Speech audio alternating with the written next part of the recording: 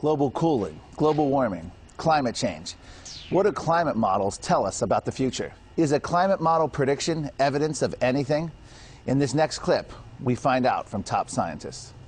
Climate models are almost the sole reason why there is a climate fear that the anthropogenic global warming future is going to be disastrous. There has been no statistically significant increase in global temperatures for 15 full years, and there has been rapid and significant global cooling for fully 8 years. As the Earth cools, because the climate models continue to show warmth, they're failing miserably just 2 years into the latest round from the last IPCC report, but never mind, they do project significant warming in the future. If you look at the 20th century and compare that to some of the proxy information from 1 to 2 millennia ago, there's nothing unprecedented in the climate record of the 20th century. More and more people who look into this, particularly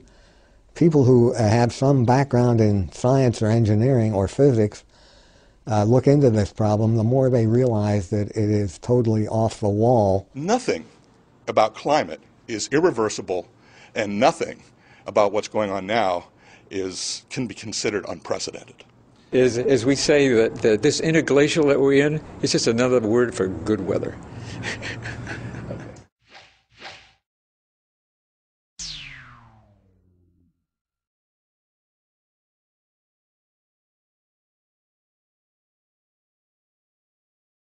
Now, the theory of CO2-induced warming is still a theory. The hypothesis works as a scientific theory that's being tested, but it's not enough to say, I think that CO2 causes global warming and people cause CO2, so human beings cause global warming. What I've been looking for is proof. Do we see that the temperatures have risen right along with carbon dioxide? Or do we see that temperatures have fluctuated? Do we see that other changes are occurring that can be directly related to carbon dioxide? Or are those changes occurring for reasons that we can relate to something else? I keep saying that carbon dioxide is at best a bit player. A lot of other things have been discovered by a lot of other scientists that affect climate and climate change, such as cosmic rays and changes in the sun and changing in dust clouds over Africa and things like that. There are a lot of natural variations, solar variability. We've seen that the sun is now at the quietest it's been in 80 years. We see a lot of trends in the observational record. Most of them show that we go through cycles. We go through warm period, cold periods, wet periods, dry periods, and we've done so for the last 100 years, probably the last million or so years, as throughout recorded time. The forces of nature are so great compared to anything man can do that it is absurd to think that we can control anything with regard to climate change. The balloons have gone up, the chips are down, the science is in, the truth is out, the scare is over.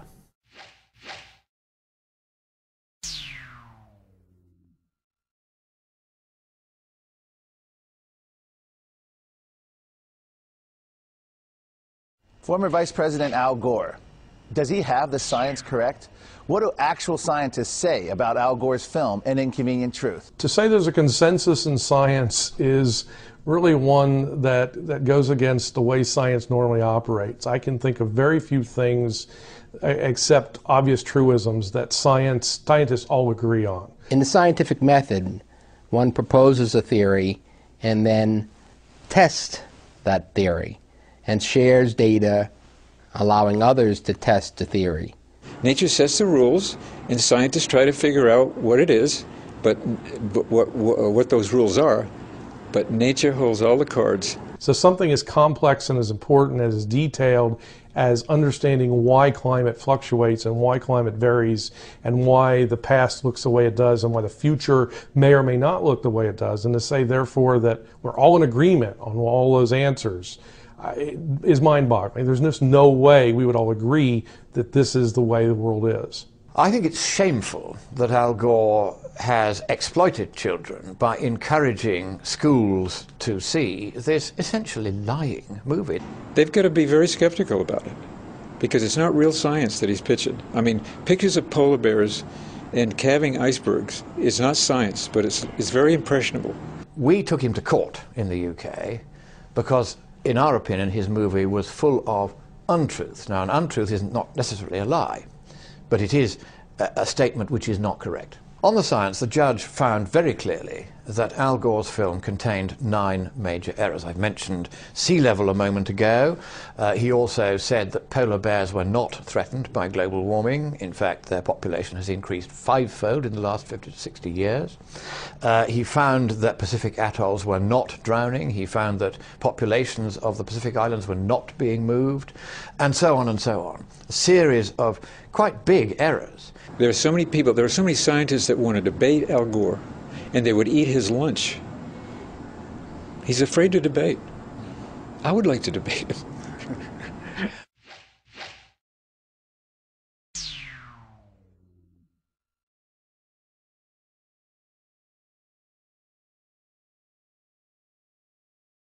Global warming cap and trade.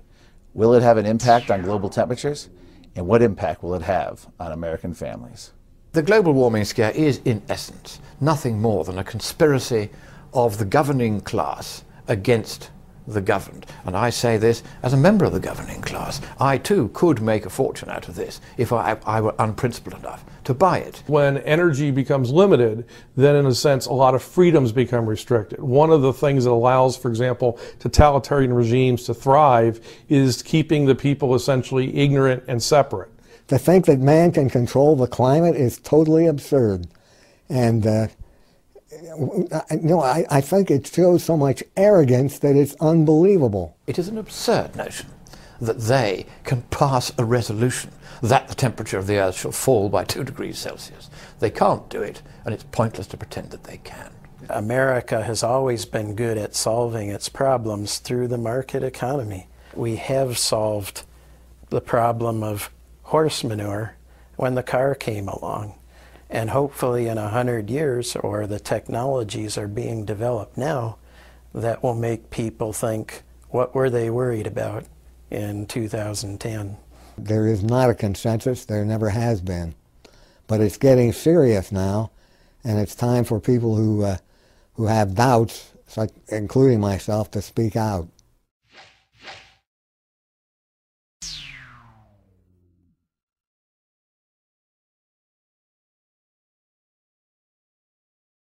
Going green means giving up. Going green means you give up the air conditioner, you use a bicycle instead of a car. They want to change our diets, they want to change the way we get around. Every time you eructate, every time you breathe out, every time you fly, every time you turn on a light switch, there will be a little socialist with a clipboard next to you, measuring what you're doing and waving a finger. What usually is talked about in terms of global warming preventative measures is to limit energy, to make energy more expensive, to limit energy to certain individuals, maybe those who can afford it. It isn't just a tax on the bad energy companies and the Exxons and so forth. It becomes a tax that like a value-added tax that propagates all the way down, because it increases the cost of fertilizers, increases the cost of transporting goods to processing plants and to wholesalers and to retailers, and higher energy costs means higher costs for retailers to just run their business, so everything goes up in price. It'll hurt innovation, and it'll hurt technological advance. Nobody knows how much the cost of living would go up, but it would go up enormously. We would have nothing left of the society as we know it today.